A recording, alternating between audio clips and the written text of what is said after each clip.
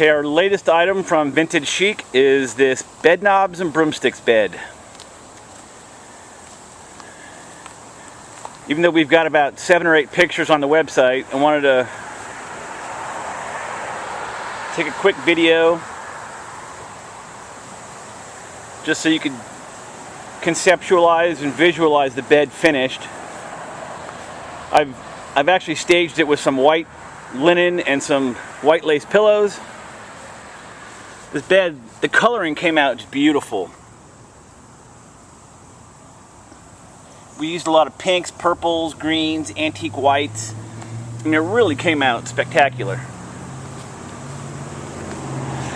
And this bed, I believe, I think it's about 1920, 1929. It was a child's bed.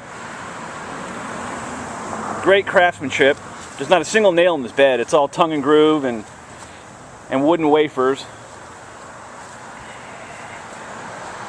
Yeah, overall, just a beautiful, beautiful bed. I've got it finished on both sides. So this bed could actually be either, off center in a bedroom with nothing behind it. Every ounce of this bed's been faux painted. Overall, just an extremely nice piece.